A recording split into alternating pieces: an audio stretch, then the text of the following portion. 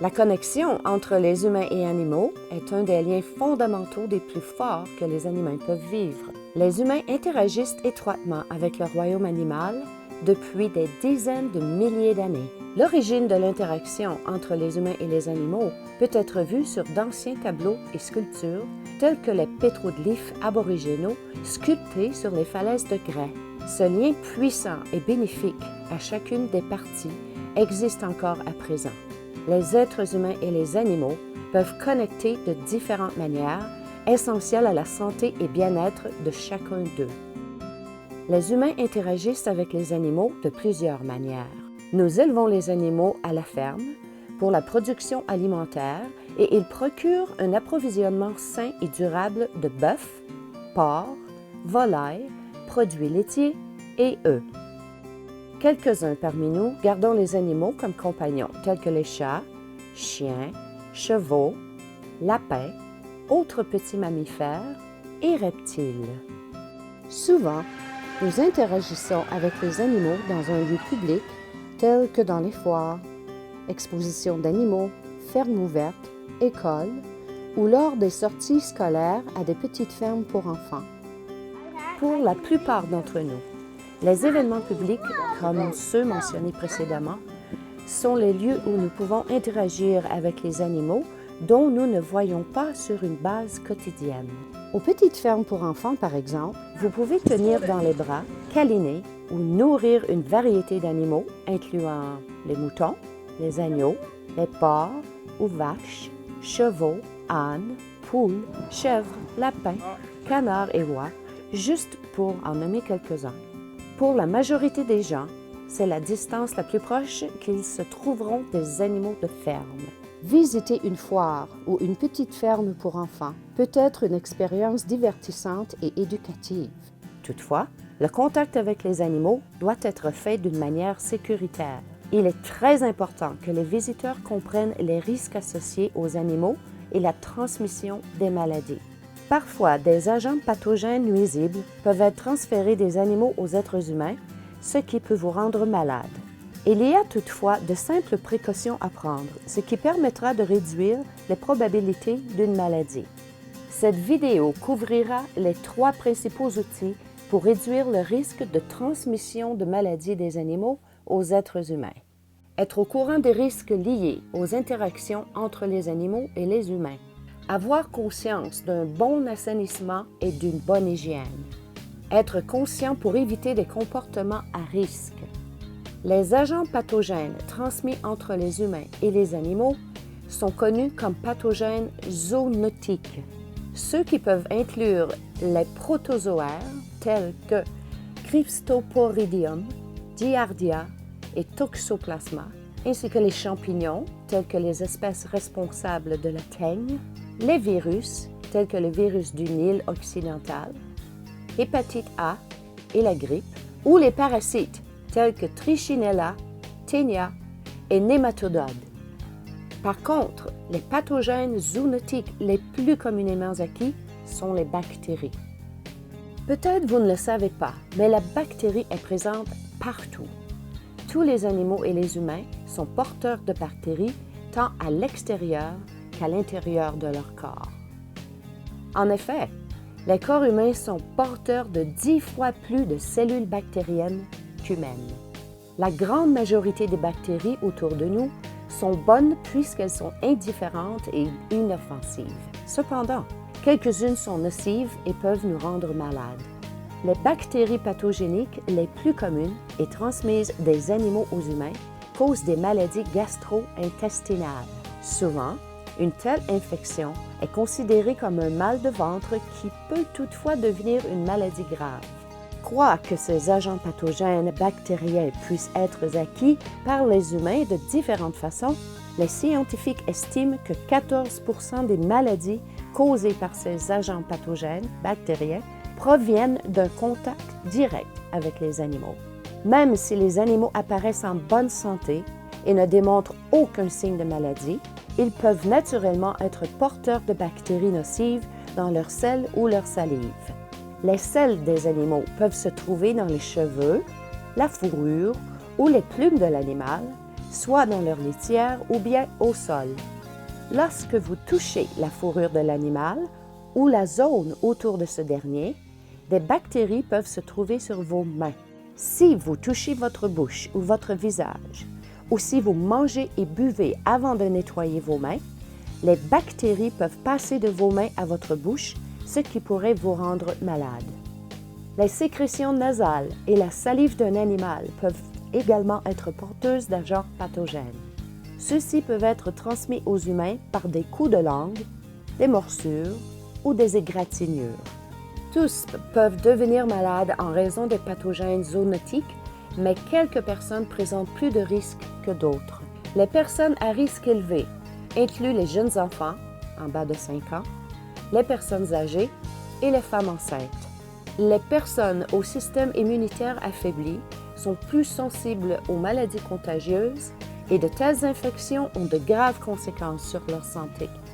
Lorsque vous devenez malade à cause de ces bactéries, vous pourriez avoir une fièvre, des crampes d'estomac ou la diarrhée.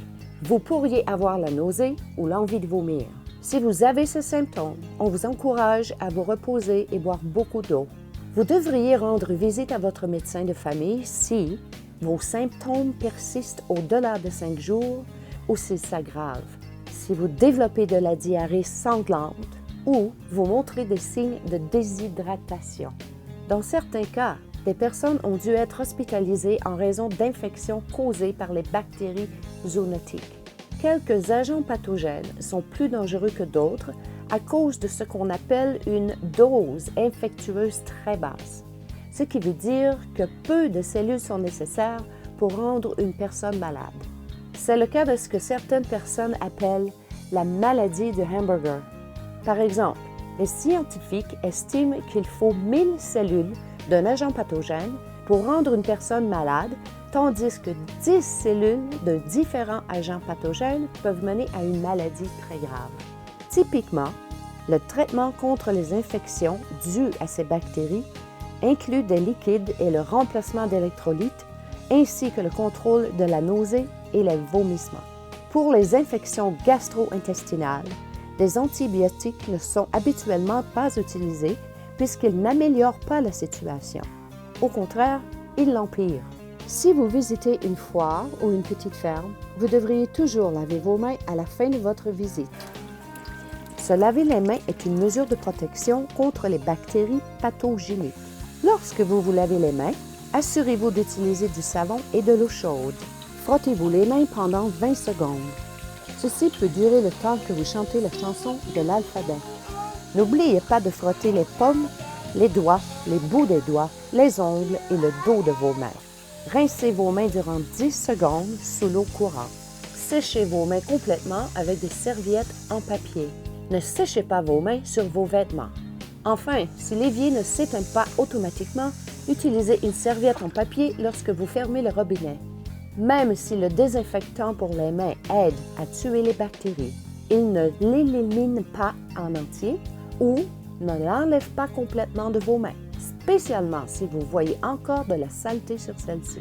Un bon nombre des désinfectants sont inactivés par la matière organique dans la saleté. Les désinfectants pour les mains ne doivent pas être utilisés comme un remplacement du lavage des mains. Vous devez toujours vous laver les mains après avoir touché ou nourri un animal ou touché sa cage. Vous devez également laver vos mains après avoir touché le sol, nettoyer ou enlever vos bottes ou souliers, après avoir quitté l'enclos d'un animal et spécialement avant de manger ou de boire. Voici quelques règles à se souvenir lorsque vous vous trouverez autour d'animaux ou dans les enclos d'animaux, incluant ne pas manger, boire, mâcher de la gomme ou fumer. Ne pas laisser les enfants lécher ou sucer leurs doigts ou ronger leurs ongles. Ne pas laisser les enfants toucher leur bouche ou visage. Ne pas donner aux enfants des bouteilles, sucettes ou tétines. Ne pas laisser les enfants ramasser des articles tombés au sol. Ne pas embrasser ou se blottir contre les animaux. Ne pas laisser les jeunes enfants partager leur nourriture avec les animaux. On recommande que tous les animaux dans les petites fermes soient séparés des visiteurs par une clôture. Toutefois, certaines fermes permettent que les animaux se déplacent librement parmi les visiteurs dans la zone de la ferme. Les visiteurs doivent se souvenir de s'approcher des animaux de face ou de côté, d'où les animaux puissent les voir, mais pas les approcher par derrière. Les animaux ne doivent jamais être pris au piège et seulement les câliner sur la nuque ou le dos. Vous ne devriez pas câliner les animaux près de la bouche ou région arrière afin d'éviter d'être mordus ou frappés à coups de pied pour réduire les risques de transmission d'agents pathogènes. Parlez toujours de ton calme, paisible et évitez de faire des mouvements rapides ou brusques qui peuvent faire peur aux animaux.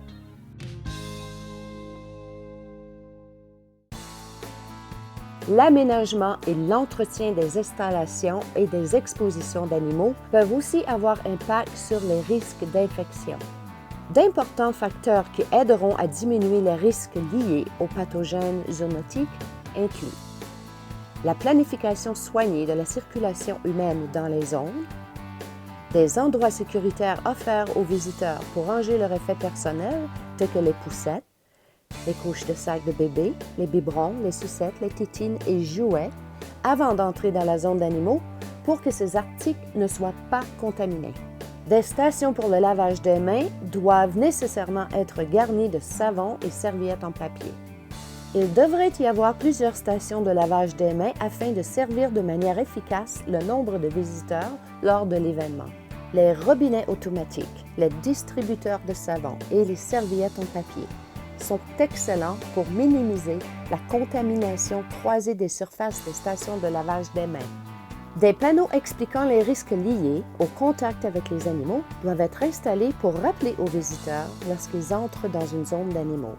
Des panneaux doivent également être installés afin de rappeler aux visiteurs de se laver les mains avant de sortir de la zone d'animaux. Les membres du personnel ainsi que les bénévoles doivent surveiller les installations de lavage des mains pour rappeler et encourager les visiteurs à se laver les mains et s'assurer que l'approvisionnement des savons, des serviettes en papier et de l'eau ne s'épuise pas. Un point d'accès aux services doit être utilisé pour permettre aux animaux de se déplacer à l'intérieur et hors de la zone pour le transport de nourriture, de déchets d'animaux ou autres matières potentiellement contaminées. Les points d'accès aux services ne doivent pas être accessibles aux visiteurs et doivent permettre le déplacement des animaux et matériaux sans contaminer les zones des visiteurs, les rails de clôture et passerelles. Les organisateurs responsables du personnel doivent maintenir un environnement propre à l'intérieur de la zone d'animaux. Les matières fécales et litières souillées doivent être enlevées rapidement et entreposées loin des visiteurs. Les surfaces telles que les barres et portes doivent être désinfectées régulièrement. Les expositions d'animaux doivent être séparées des zones de préparation de nourriture et des aires de restauration. Si possible, toutes les cuisines et les aires de restauration doivent être enfermées. Les passerelles pour visiteurs, les clôtures et les surfaces des rails de clôture autour des zones d'animaux doivent être construites à partir de matériaux permettant le nettoyage et l'assainissement. Le béton est recommandé au lieu de sol de terre battu puisque les agents pathogènes peuvent survivre sur le sol pendant des mois. De même, les clôtures en métal sont meilleures car elles sont plus faciles à nettoyer que les surfaces en bois. Il faut en tenir compte lors de la désinfection des surfaces dans les zones d'animaux. Des désinfectants doivent être utilisés tels que de l'eau de javel diluée dans l'eau et préparée le jour même. La saleté visible ou la matière fécale doit être retirée des surfaces en premier, suivie de l'aspersion du désinfectant. La plupart des composés requièrent une durée de contact suffisante avec la surface contaminée, souvent autour de 10 minutes, pour une désinfection efficace. Les visiteurs doivent être au courant des risques liés à l'alimentation des animaux à la foire, journée agricole ou au zoo pour enfants. Ceci peut exposer les visiteurs à un risque élevé d'acquérir des pathogènes zoonotiques et de blessures corporelles en raison des morsures. De plus, l'alimentation des animaux doit être effectuée dans des contenants non comestibles et non pas dans des cornets de crème glacée afin de prévenir que les jeunes enfants les ingèrent.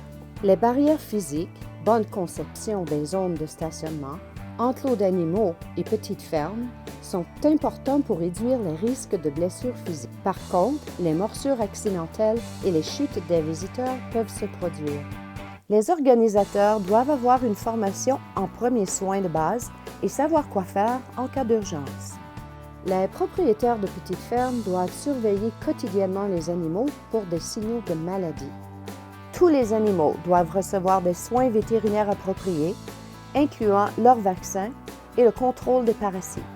Les animaux qui sont malades ou proviennent d'un troupeau qui ont eu récemment une abortion ou la diarrhée ou des troubles respiratoires ne doivent pas être présentés. Les retards de transport, confinement, encombrement et trop de contact avec les humains peuvent causer du stress aux animaux. Les animaux stressés ont davantage tendance à sécréter des agents pathogènes dans leur matière fécale et à acquérir eux-mêmes des maladies. Par ailleurs, les animaux stressés peuvent causer des blessures aux visiteurs en les mordant ou en les frappant. Les propriétaires d'animaux doivent évaluer le niveau de stress de leurs animaux et utiliser un système de rotation pour faire sortir les animaux des zones de contact avec les humains pour leur permettre de se reposer. Les propriétaires d'animaux devraient savoir que la sécrétion d'agents pathogènes par certaines espèces est souvent plus élevée chez les jeunes animaux qui sont souvent utilisés dans les petites fermes. Durant les mois d'été, certaines espèces d'animaux ont tendance à sécréter plus d'agents pathogènes aux foires et aux petites fermes. De plus, la réunion d'animaux peut augmenter les possibilités que la sécrétion d'agents pathogènes risque d'infecter les autres animaux. L'hygiène des animaux et de leur environnement est nécessaire pour eux ainsi que pour les humains. Les planificateurs, concepteurs, organisateurs, visiteurs, éducateurs et responsables de la santé publique sont encouragés à appliquer ces lignes directrices afin de réduire les risques liés aux animaux grâce à des activités éducatives au sujet des animaux. En s'assurant que les installations, les animaux et les visiteurs sont propres en tout temps, les risques d'infection seront réduits. Informez-vous sur les risques, amusez-vous tout en sécurité.